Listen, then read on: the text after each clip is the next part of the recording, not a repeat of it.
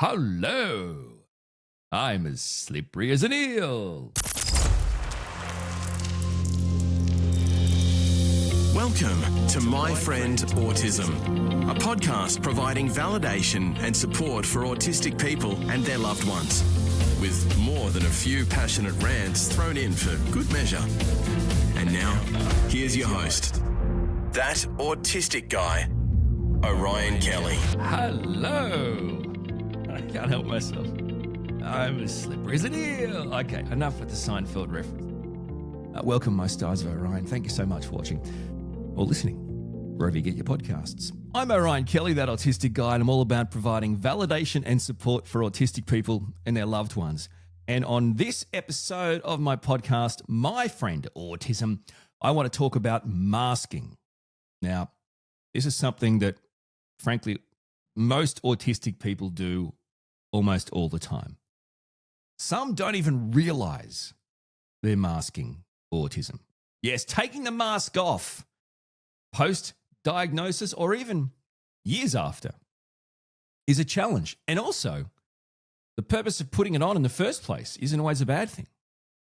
So I want to talk about the signs on this episode of My Friend Autism, a podcast which you can just listen to in its audio form wherever you get your podcasts, or if you'd like, you can watch me in all my glory and listen to me as you watch me, or watch me as you listen to me. I have no issues with either decision. It's really your preference. Preferences are fine. That's up to you. This is whatever you prefer. That's what a preference means. What I'm saying is, if you want to watch, if you want to listen to it and watch it, I have a dedicated video podcast YouTube channel. Did you know that? And by the way, this is in addition to my primary YouTube channel. It's confusing to some, but it really shouldn't be. The bottom line is, I have a podcast, but did you know I also do YouTube? Did you know that? Okay, so I've got a YouTube channel, Orion Kelly, and then I've got my video podcast YouTube channel, Orion Kelly Podcasts, which I think the name kind of makes sense. Whatever. Get stuffed. Let's go. Here we go. All right. I've got some signs, my friends, that you are masking autism. Let's start off with scripting conversations before entering into communication. All right, so do you mentally rehearse what you think you're going to say? Do you mentally rehearse the entire conversation, what you think they're going to say and what you think you'll say? Now, of course, when you do that, the conversation probably goes a lot better than it does in real life. Right? Why are you doing that, by the way? Well, you don't want to sound awkward. Autistic people can come across quite awkward and odd, disinterested in neurotypical conversations. So we're mentally rehearsing how it's going to go, rather than just living and being in the moment and experiencing conversations just as they are, as our authentic autistic self. We're not doing that. We're masking our autism by rehearsing conversations so they don't sound awkward. In other words, if they ask about the weather, you need to have something ready to go. It's going to be, something, I don't know. You'll if it's summer, right? You'll work out, it's been really dry, right? Or it's winter. How cold is it? It's bloody freezing. Arctic out there, right? Now, of course, the question and the answer to the normal autistic logical brain is, what a bloody stupid question. Who asks or talks to you about the heat in summer? It's summer, right? And you tell me, maybe I'm wrong, you tell me, how many people in your life have pointed out it being cold when it is winter? What are you pointing out? Now, of course, the non-masking autistic person would go, no, it has been hot. Do you think it's got anything to do with the fact we're in the middle of summer? Could that be the reason, champ? Do you think maybe that's, how hot is it, right? Seriously? Yeah, you're right, it is. If only I could work out, that's right, it's summer. Right? That's unmasked, for me at least. Right? So you come up with these little responses that are appropriate to the neurotypical person to answer or to respond to their stupid generic small talk questions, right? But then you have to rehearse. Is that too casual? Is that too autistic, too serious, too much, too robotic? It's so hard to mentally rehearse things, to get them right, and then when you actually do it in practice, you'll mask, you'll try. See, masking isn't succeeding. Masking is just you try to hold in. I do it all the time, especially with people on the phone. I try to hold in the frustration, right? Like I had a call today from some dude from a company or something, and they kept, he must have said 3 times. He didn't say anything else. Just calling in to check in with you, see how things are going, right? And he'd stop and he'd go, yeah, so I'm checking in to see how things are going. And then I think the 3rd time, we're just, thanks for, taking the call. We really just wanted to talk to you today to just check in. And what I wanted to say was, so just so I'm clear, I think what you're trying to say, so you're checking in with me, is that right? We're just checking in? Is that what you're trying to, but I didn't, right? I masked. And what did I say? I said, oh, okay, great. Well, no, everything's fine. Everything's going great, right? Now, all I wanted to do was get off the phone call. I shouldn't have taken it in the first place. I don't know. Sometimes I take calls these days because I've got kids and I just don't know. I just don't know. Who would know? Is my autistic child, injured, dead, or, is he in custody after, being autistic? You see what I'm saying? So you take the calls, but so it's, yeah, I get the check-in, mate. You've said you want to, why are you telling me 3 times the same sentence? Can you just jump to the next thing? All right, so why does this happen? Let's talk about why this happens. Scripting can help us predict social interactions because remember, these things don't come naturally. It's just a core part of autism. Communication and interaction challenges, difficulties. Now, in doing that, it might not help the end result because we're autistic, right? But it definitely helps reduce anxiety.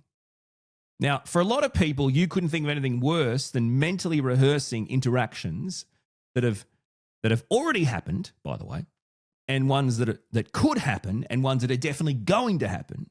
You would think, sorry, hang on a second. So you're saying you want me to rehearse and go over conversations that could but might not happen, that are definitely going to happen, and that have already happened. What are you, crazy? How would I live? I'd have nothing left. I'd be mentally broken. I'd have no energy. Yeah, that's day-to-day life for autistic people, and it's part of the operating system. It's not even something we can override. It just happens. Scripting helps us one way or another. Autistic people struggle with spontaneous conversations. I would say, though, spontaneous conversations that aren't directly linked to a specific passion or interest of ours. Now, that isn't selfishness. That's just the way autistic people work. We are the kind of people that have specific passions and interests, and we just love learning about them. We love immersing ourselves in them, and we love talking about them. So the option here is for neurotypical people. Do you want to have, passionate, what would you say, in-depth, meaningful conversations with the autistic person in your life? You do? Okay. Then just ask them about their passions.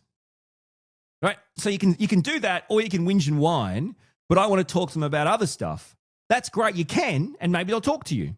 But just don't get huffy and puffy when you get one-word answers or they just don't.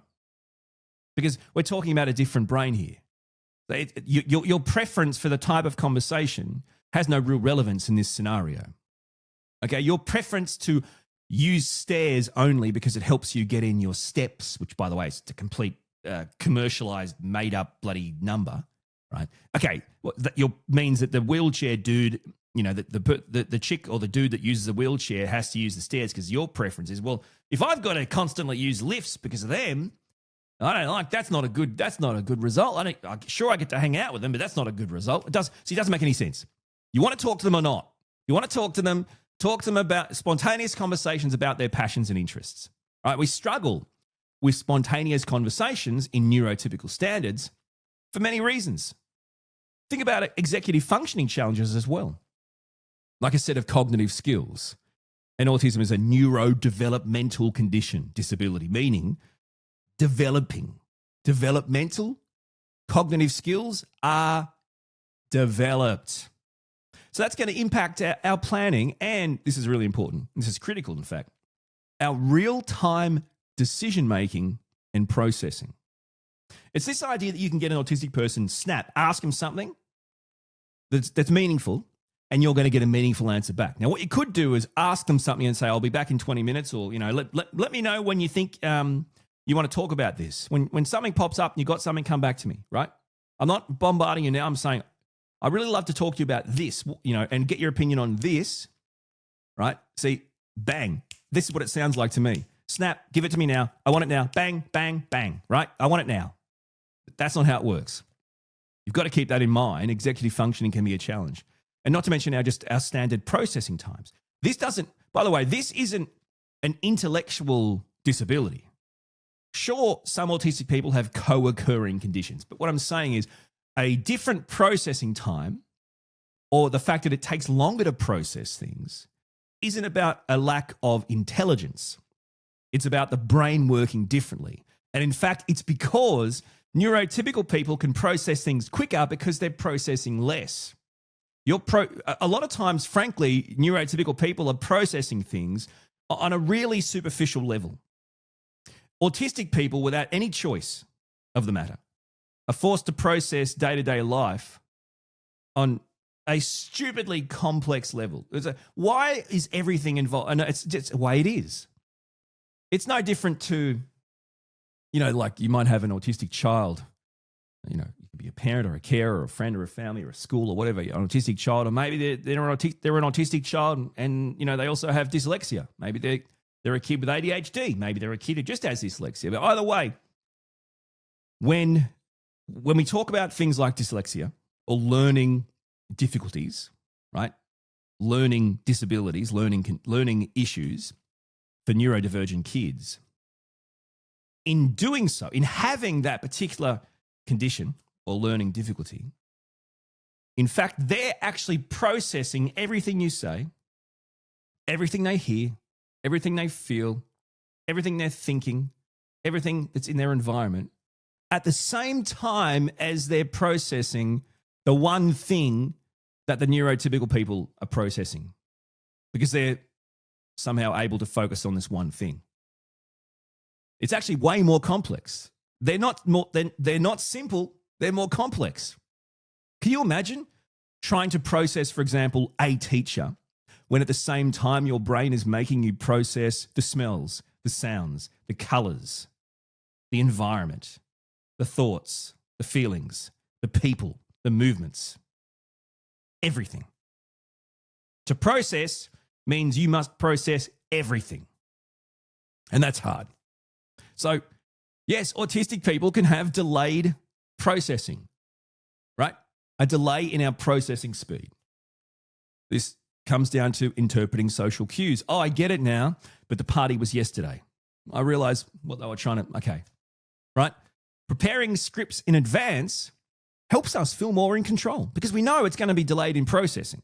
So if we can somehow get our head around what we think could happen, what we think might be talked about, that can help us with our delayed processing.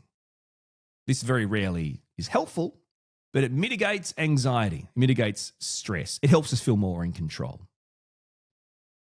Now, the brain's social prediction system, which is in effect used to anticipate how a conversation will go, functions differently for autistic people.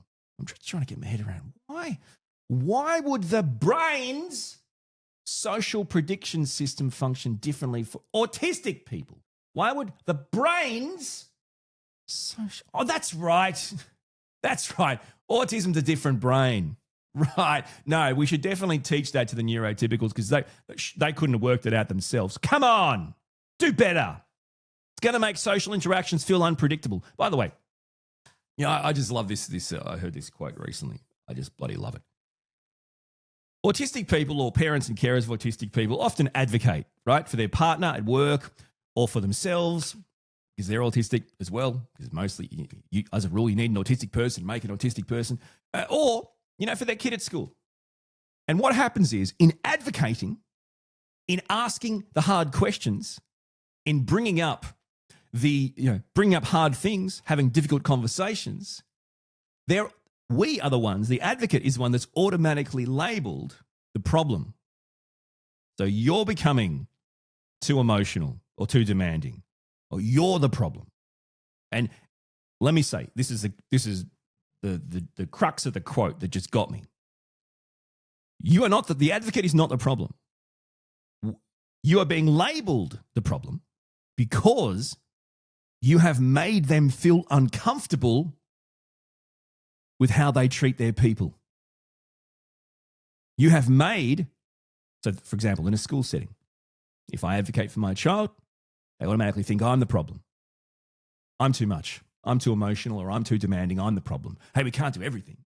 Right? Okay, so, and what that means is they are acknowledging to themselves through labeling me that they are deeply uncomfortable with how they treat their children, with how they treat their neurodivergent children. Now, of course, they're going to automatically fight back at that, which is further proof that they are deeply uncomfortable with how they treat their neurodivergent children. That is just factual.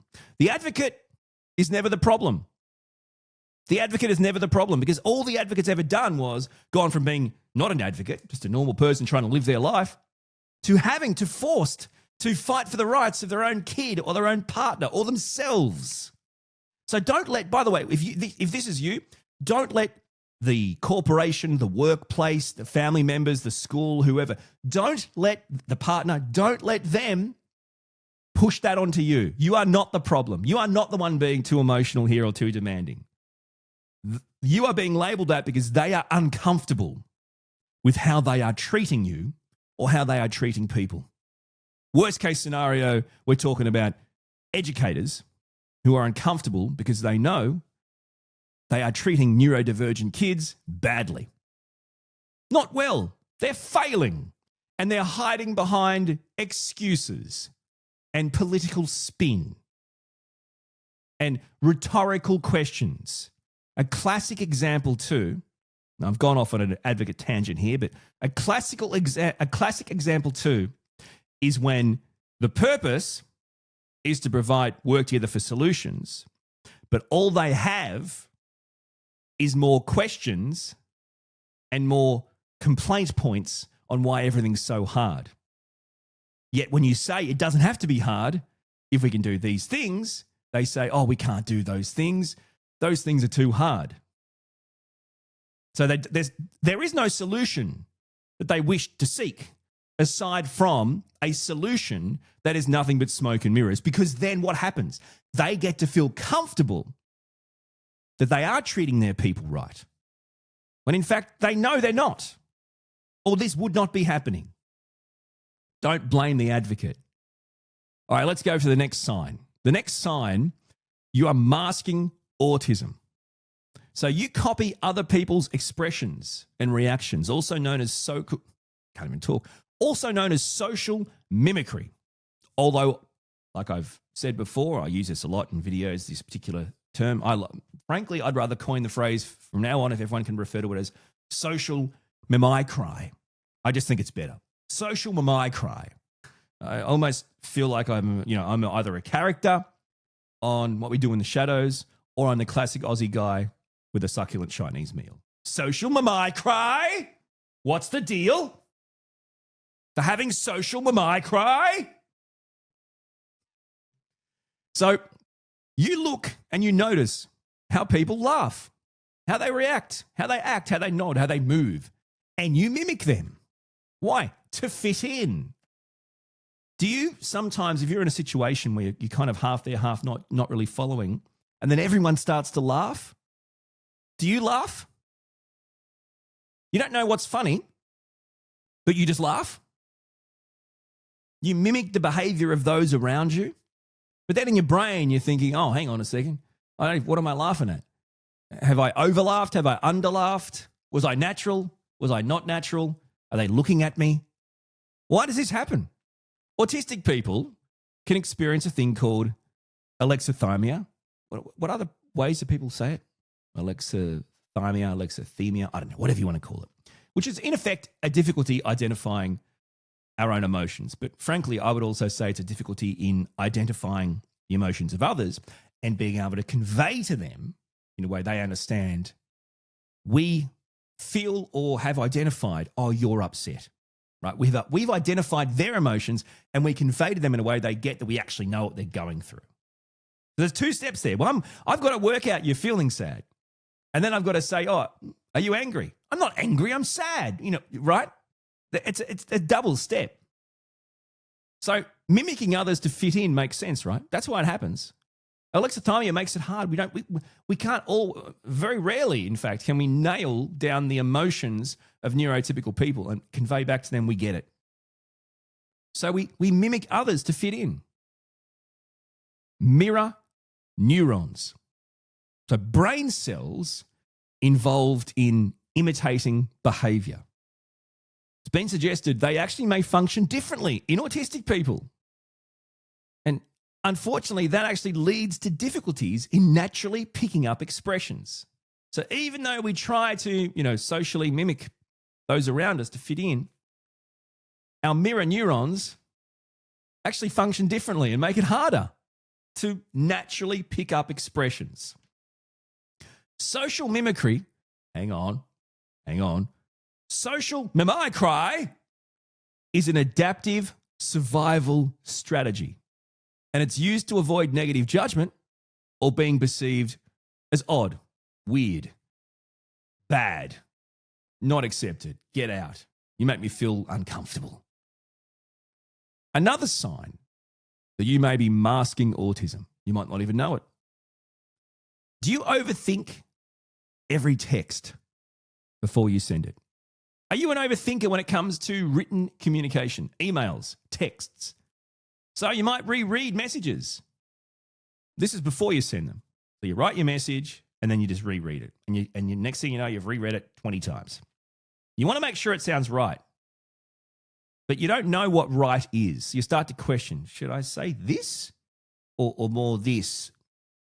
Or is that too much? I don't know. For me personally, honestly, and this might be helpful for some autistic people, maybe it's not. It's very rare these days, if it's like an email or something, that I won't actually copy paste it into AI and ask it to, one, tell me if it thinks it's respectful and warm and professional, and to please adjust where it doesn't think that is the case. So in the end result is my email or my message is warm and respectful, and when required, professional.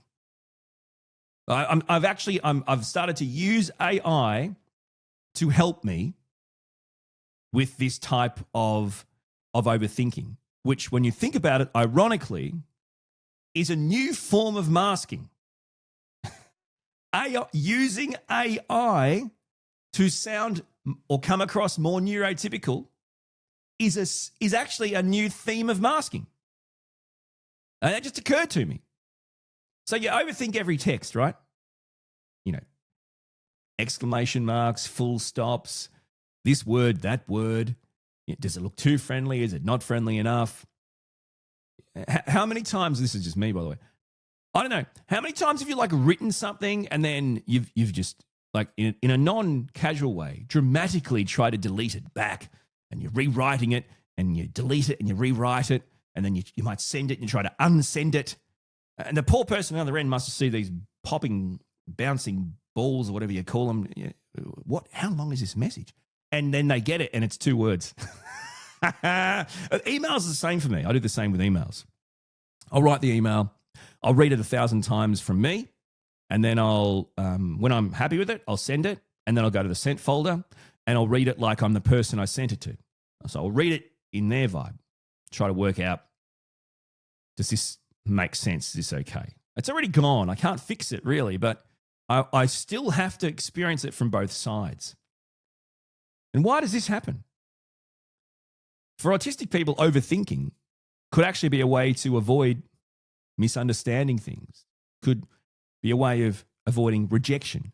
Overthinking, over proofreading could avoid rejection. Autistic people, we are literal thinkers. That's how the brain's wired. We can struggle with these unspoken rules. Now, digital communication, is there a course on this I should take, by the way? No, seriously. So text communication and would be different to email communication. And then you've got like direct messages and stuff. Presumably there's rules for all three. I'm not aware of them. I can tell you that.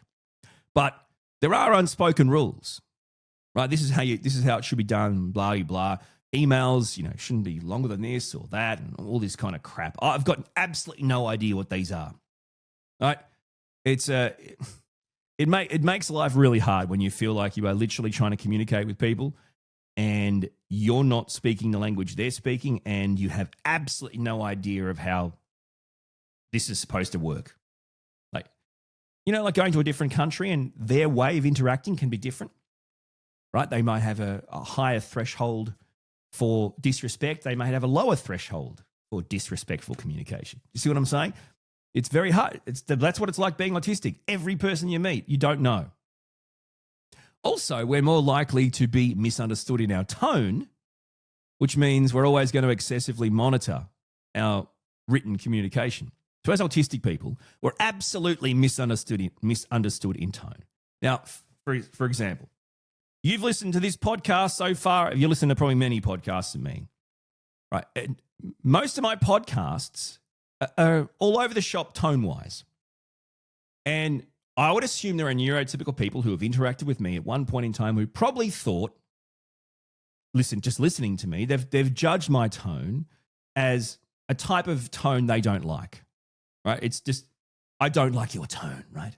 Now, at what stage do you think they decided to turn their mind to the fact that I'm autistic? And in fact, I don't know what tone I've changed into or what tone I'm using.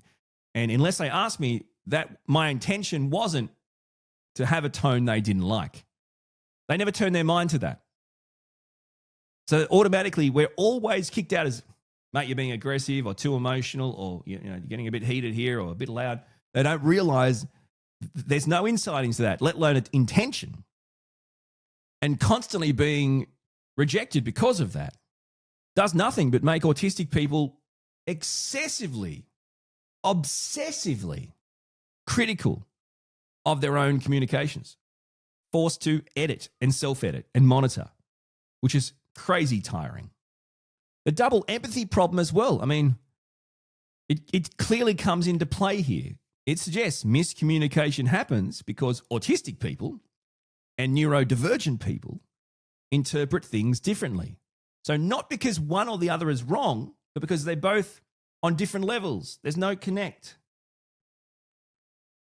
Autistic people also can be twice as likely to experience text-based misunderstandings.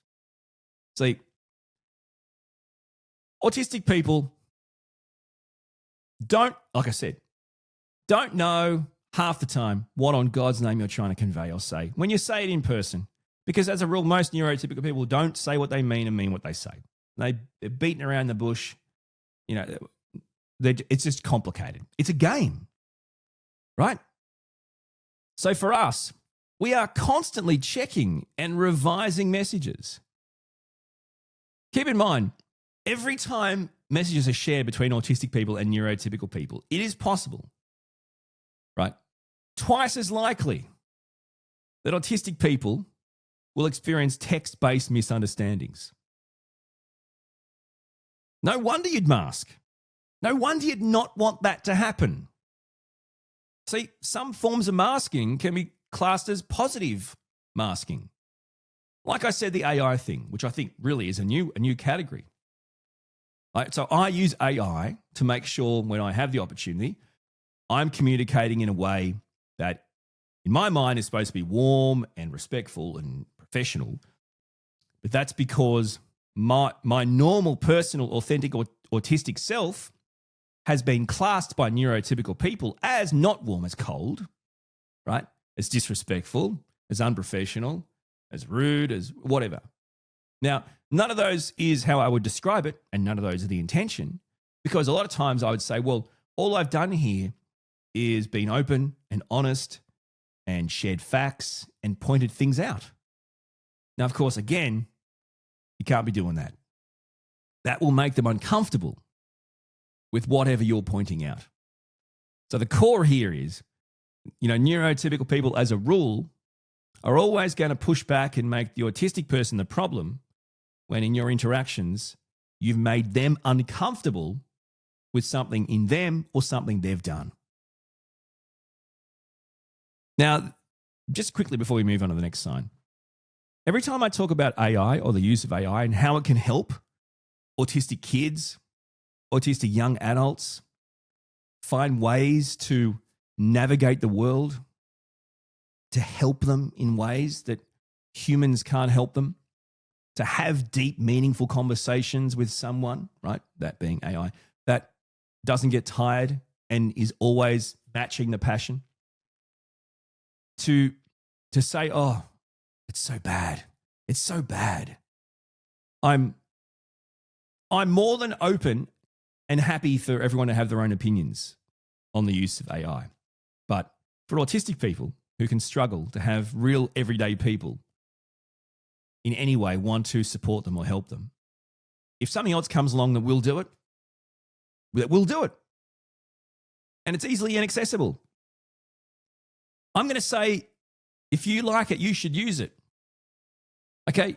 There's no use coming in as an autistic person and saying our life is hard, right? We need things to be better for us, but then saying, oh, but this can't be used. It makes it better for us because there's other byproducts around it that we don't like. It doesn't make any sense to me because, well, there's nothing under the sun that ticks all those boxes, right? Everything in life is, it's a compromise. I mean, that's just the way it is. All right, let's move on. Another sign you're masking your autism, do you force eye contact? And I mean, even when it's absolutely traumatizing, right? So people expect eye contact. So what do? You give it to them. It always feels unnatural. Sometimes it hurts. And you're kind of going through the motions of, oh, hang on, sorry. I've got to look them in the eye here, right? That right? And then you think, hang on, am I staring too long? Has this gone too long? Do I look away? Do I look back? Like, what's happening? When do I look away? My eyes are burning. I've got to look away now. But now I'm looking like a creep. What am I doing? It's not natural. It feels awful, but you do it. Because again, you don't want to make the neurotypical people feel uncomfortable. Why does this happen? Well, the amygdala, that fear center of the brain, it's overactive in autistic people when we make eye contact. Did you know that? Nature Neuroscience 2017. Yeah. When autistic people make eye contact, the amygdala, the fear center of the brain, is overactive. Neuroscience, right? Nature Neuroscience 2017. In other words, when autistic people are forced to make eye contact, stress hormones, cortisol, pumps through our body. I mean, it's just an early death, but apart from that, I'm glad you got your eye contact. Many autistic people learn to force eye contact because if we don't, we are labeled, and the world has told us, you're rude. Look me in the eyes when you're talking to me, when I'm talking to you. What do you mean, look me in the eyes? What do you mean, look me in the eyes when you're talking to me? What are you talking about? It's my bloody ears, mate. I hear with my ears. You go ahead and talk through your mouth. I'll go ahead and listen through my ears. The rest of my body parts are off limits to you, champ. Autistic people often mask stress. We mask discomfort. And how do we mask it? Put on a happy face. I mean, the great examples of it. You ever watch the reality TV stuff with autistic people in it? I'm sorry to hear that. You really shouldn't. It's just exploitation. But anyway, how often do you see these autistic people in these reality TV show, situations have this big, classic, cheesy, fake smile, and then in half a second, their face goes completely blank? Right, so they put on a face. They put on a happy face. Bottom line, just trying to mask their discomfort, their distress, their awkwardness. Like there's almost never anything natural. When I see those particular scenes where they've got this big smile and then half a second, it's gone. And they look devastatingly dark and sad. And honestly, sometimes I feel for them in a way where I'm like, wow, man, like something's not right here. You need a break. You know what I mean? Yeah, it's also linked to camouflaging behaviors. So autistic individuals will copy neurotypical reactions. And here's the thing. We copy them even when we know we don't ever feel these authentically. Yeah, we're camouflaging emotions. We're copying neurotypical reactions, knowing we don't even feel these authentically. We can have difficulty as autistic people expressing emotions in a way that others understand. So, default reaction, put on a happy face. Right, that's the neutral response, which isn't normal. Another sign, laughing or smiling, even when you're uncomfortable. Okay, so you smile when you don't mean to. Does that make sense? It's not you don't want to, so you don't even realize, so you're not, what you're projecting isn't what you're feeling. Or you might laugh because you actually don't know what else to do. Maybe you don't know how to respond. Does that make sense? Someone's just told you something sad, something deeply sad or personal or serious. And your brain is still rushing to process this, and you may in fact laugh. You may smile or laugh. They're thinking to themselves, what are you smiling at? I just told you something sad. And your brain's like, oh, hang on. I'm sorry, I'm not smiling at that. It's like you panic. It's a panic laugh. It's an uncomfortable, I'm processing and also you might have processed it and worked out, I do not know how to respond to this. I can't tell you how many times someone might, talk to me or ask me a question or send me a message or whatever. I know. And a lot of times I can interact, and a lot of other times, I actually don't know what to say back. I actually don't know how to respond to this. So I don't. You know what I'm saying? Yeah, cut to an autistic person awkwardly smiling while a neurotypical person tells them a serious story. Why does this happen? Well, again, autistic people, we mask distress and discomfort with these, peaceful looks, smiles, right? We want to avoid conflict. We want to avoid social conflict. Again, this is camouflaging behaviors, right? Like we just talked about. We're copying the reactions of neurotypical people when they don't feel authentic. We also have difficulty expressing emotions. Now, I don't know if we have difficulty in expressing our emotions. I'm just thinking out loud. No, I don't. I think, we do. But I think what's worse is we have difficulty expressing emotions in a way that others can understand. Does that make sense? So a lot of times what we're giving out to you is the reverse of what we're experiencing, that kind of default smile. And research suggests that, right? Autistic camouflaging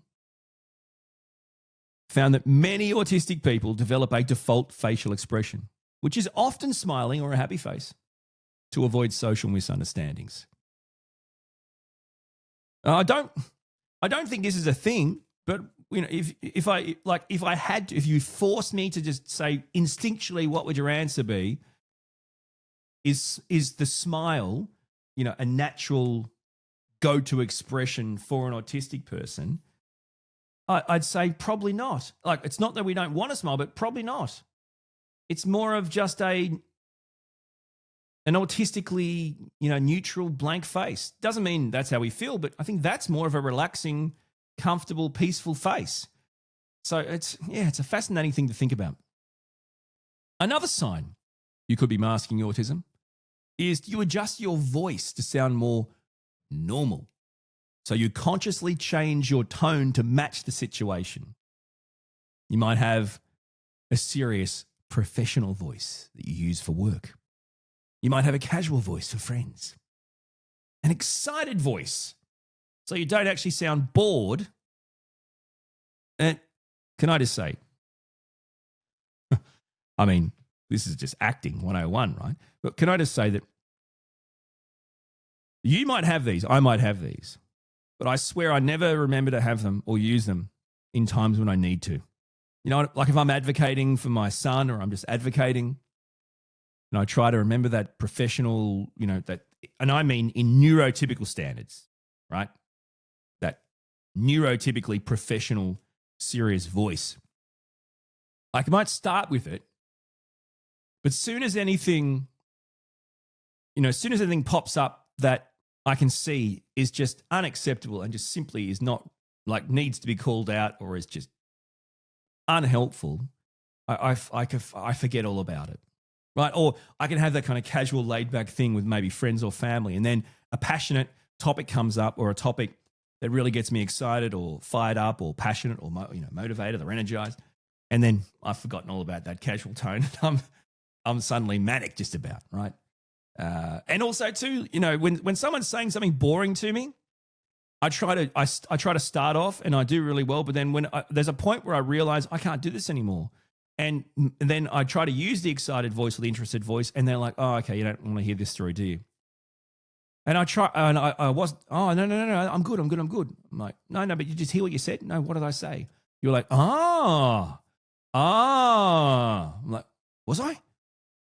Because in my head, I thought I was going, "Oh, okay." In my head, I thought I was going, "Oh." But I got to the point where I realized this is so boring. I started to verbally tell them. And I wasn't trying to wow. Oh, yeah, really? Right. And they realize, and I'm like, what just happened? Yeah, I can't flip between these bloody tones. What the hell is going on here? Why does this happen? All right, well, about 70% of autistic people have atypical speech patterns. So not typical speech patterns. Autistic people can often speak in monotone, overly formal, have an unusual rhythm. There's a few others I reckon you might relate to. What would you say? Would you say some autistic people can sound like they're not from the country they live in? Like they have an accent that isn't remotely connected to their history of life, right? Or they speak robotically, not just monotone, but robotically. So an unusual rhythm. Now, no matter what it is, you're going to get bullied.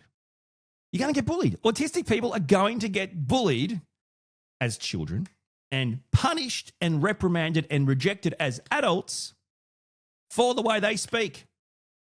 Socially and professionally excluded. Yeah, not great, is it? You wonder why we would try to adjust our voice. Many autistic people learn to consciously modify their voice.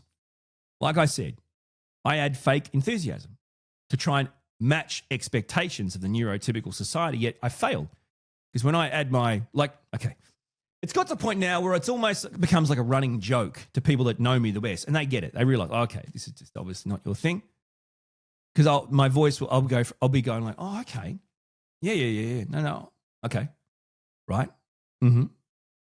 Oh, really? Fantastic, absolutely fantastic, What? Great, absolutely fantastic. Pretty good. Really good. Fantastic. Right? It's a fake voice for enthusiasm, but in my mind, I'm trying to match that. And I'm like, mate, are you serious? What are you doing? Oh, sorry. I apologize. The other one would be the difference in, is it prosody? Like the rhythm and melody of speech? Can you believe there's a rhythm and melody of speech? So a difference in that.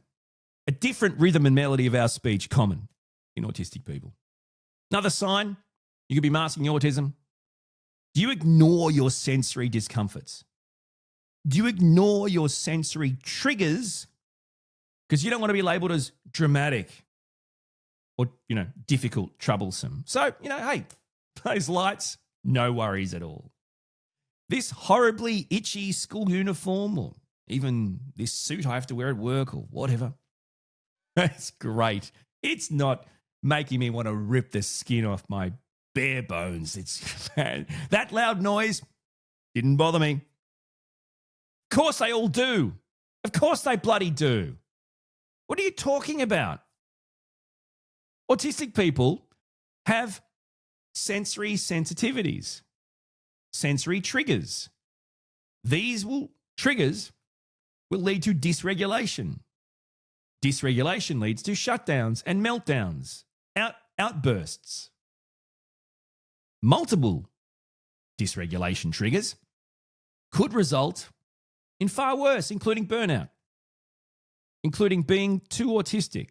See, any autistic person can be accepted in the school or in the workplace or in relationships or by family until they're too autistic.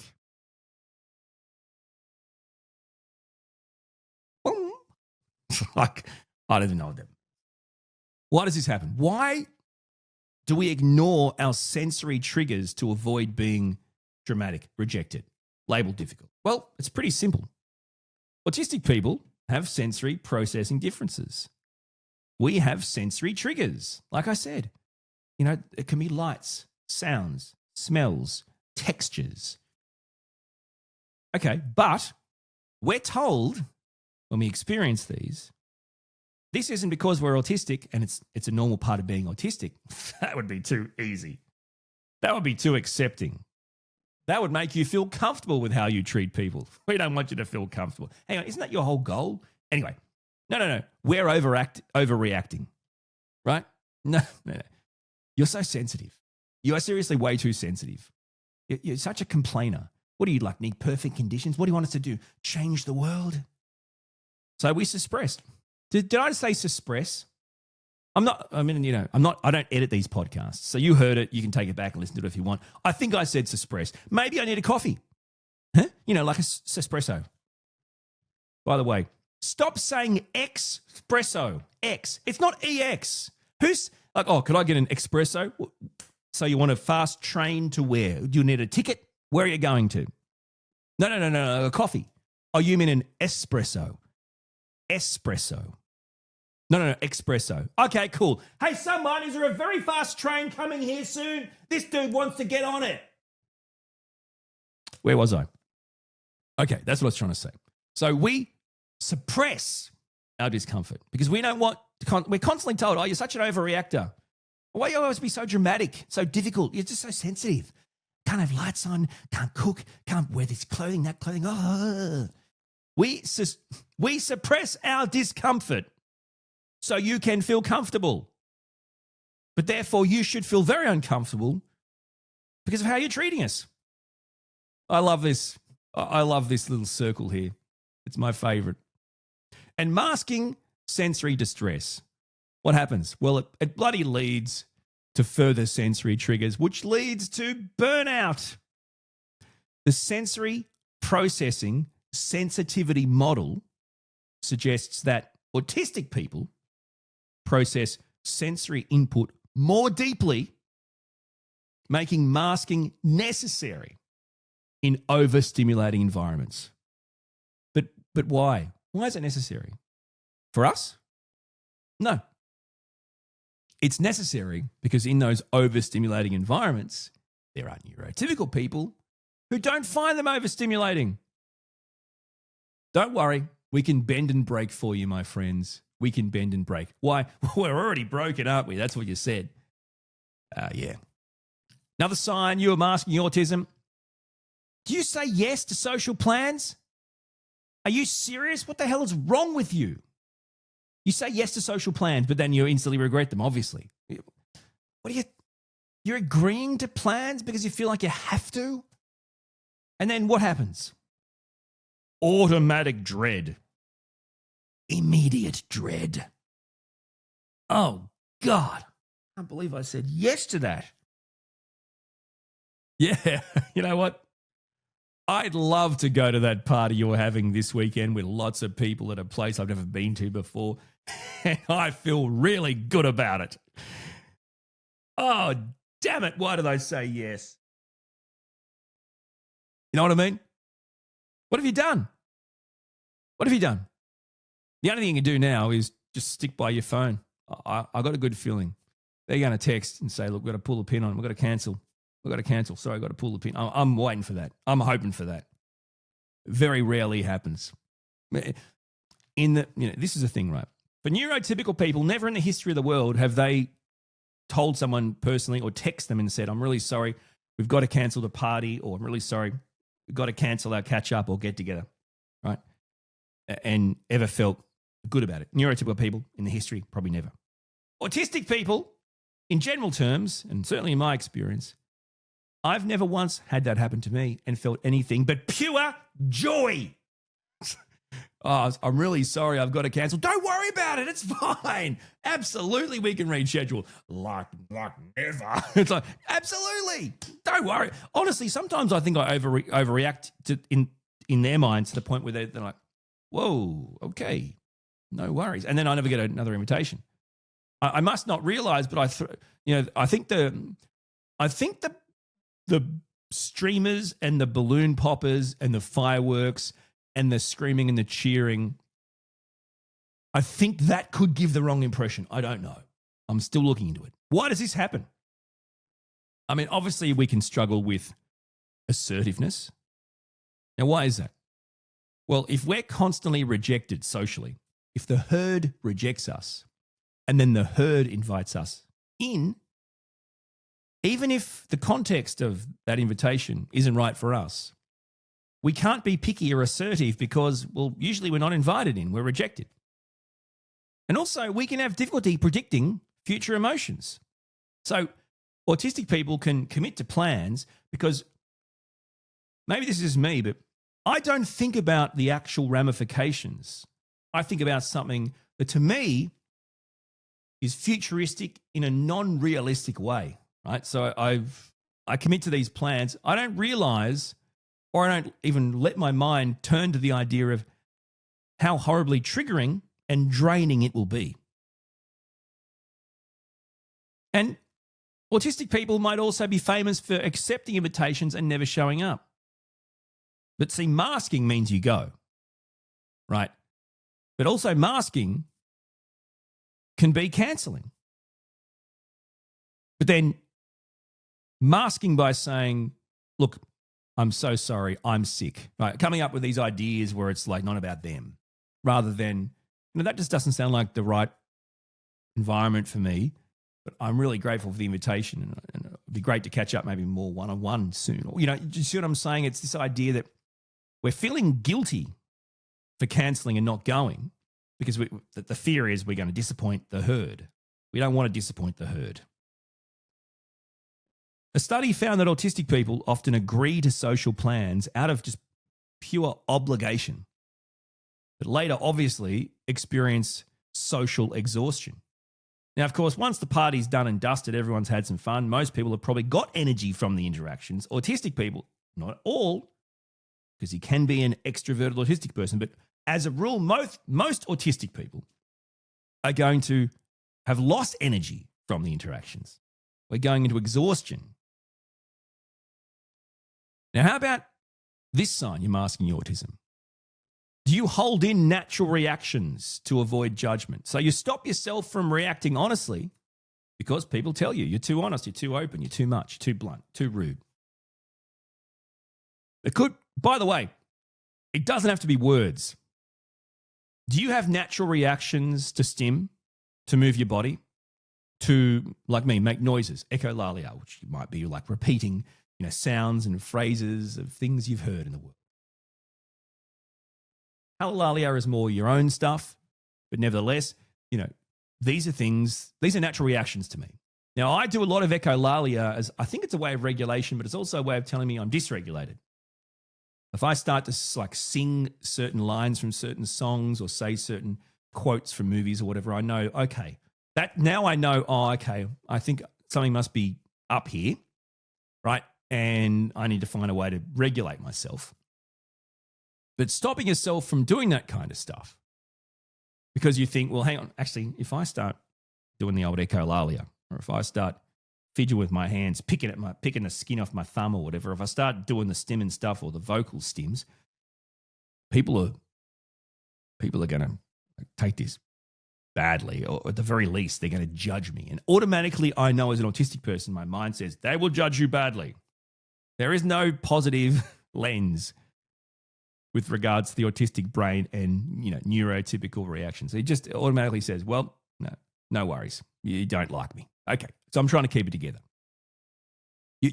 And what does that mean? Well, okay, so if I do the stims, right, I'm regulated. If I don't, I'm dysregulated. So I've either got to do them in a hidden way, or I've got to let myself get so dysregulated that I'm completely crushed by the end of the interaction. And why does this happen? Well, it's obvious. Autistic people naturally stim. Why? It's a regulation. It's a regulation tool. It's as simple as that. We regulate when we are dysregulated, be that our emotions or our ability to stay focused, to be present in what we're doing, to enjoy the environment we're in. When we become dysregulated, we have to find a way to regulate ourselves, to bring ourselves back. Not for you guys, for ourselves. And stimming is a go-to regulation tool. We do it naturally. But how often have you been told to stop? Now, it could be, can you please stop that? The noise is driving me nuts. Can you please stop that? Or can you please stop stimming like that? It looks so weird, man. Like, you look, I don't know. I don't know what to say. It's creepy. Just, can you not? It's yuck. Stop. This is the word stop and then followed by judgment is probably experienced more by autistic people when they stim, be that vocally or physically. Honestly, than the times that is not. I promise. Kids, parents, partners, whoever. I don't care who you are. If you're autistic, I guarantee when you stim, a lot of the times someone will tell, can you please stop that? And then they'll follow it by the judgment. Can you please stop that? That sound is so annoying. Like the sound that I'm using to regulate myself so I won't be as annoying, apparently. But, right? Or, can you please stop rubbing yourself like that or touching that or playing with that thing like that? It's just creepy, right? So stop. You can't do that. And here's the judgment why. Either way, both the wrong thing to say there. And don't get me wrong. If you don't think me and my son, my autistic son, don't trigger each other through our stimming, you're nuts. Of course we do. Okay, so what are you saying, Orion? So I have legs. Some people don't, but they use wheelchairs. I have the mobility. Some people don't. Okay. For goodness sakes, the person that has the mobility leaves the room.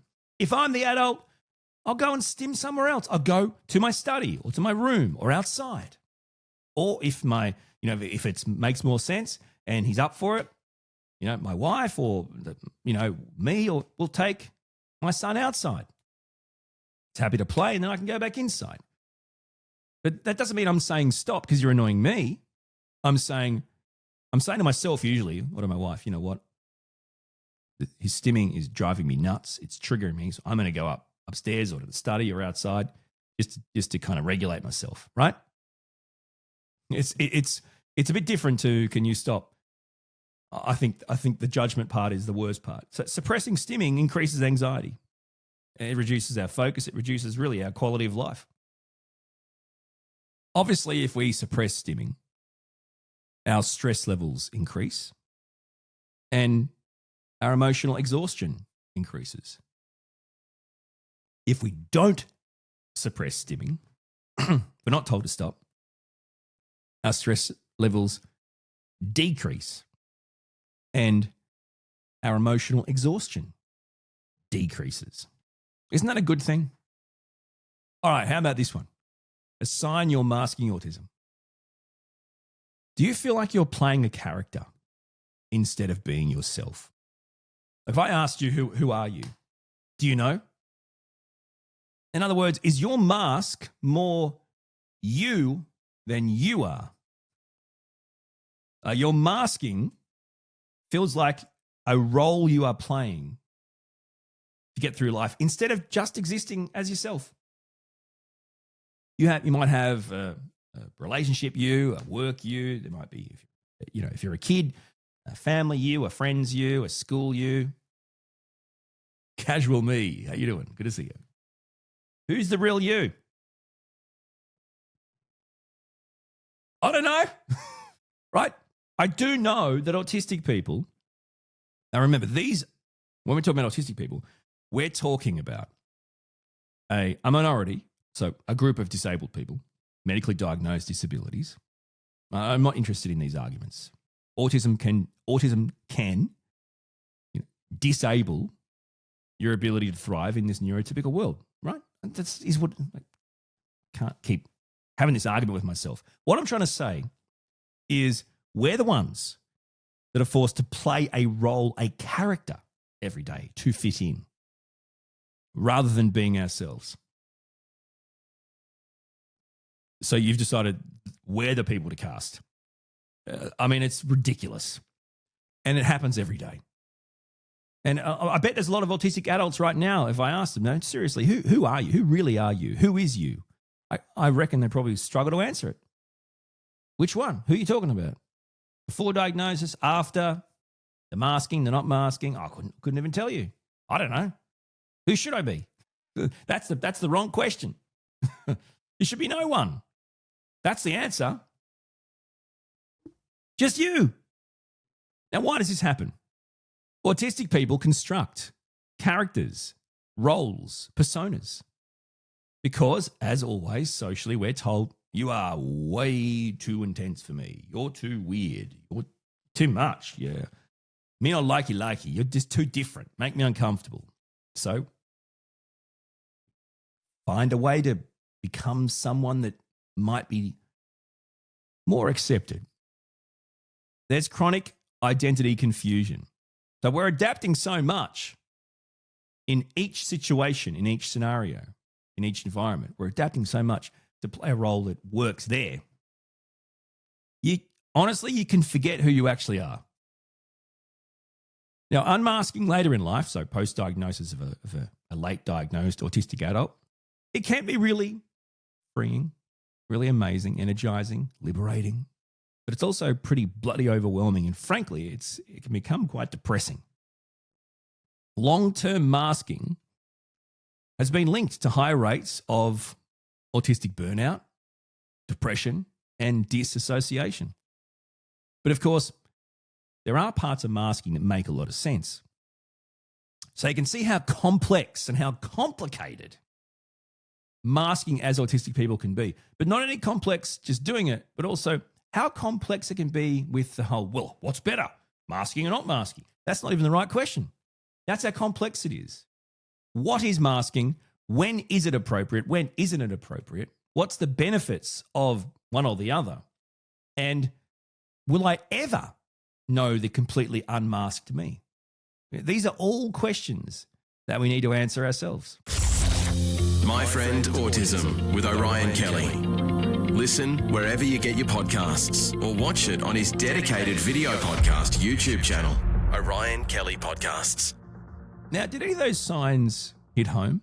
Did any of those signs of masking really resonate? I'd love to hear about them. So put them in the comments, please. We'll chat about it. And look, for even more, go to my primary YouTube channel, Orion Kelly, and check out my playlist, Autistic Traits. Thanks for listening to My Friend Autism with Orion Kelly. To binge all the episodes, check out the YouTube channel or grab a copy of his book. Visit orionkelly.com.au. Thanks again and see you soon.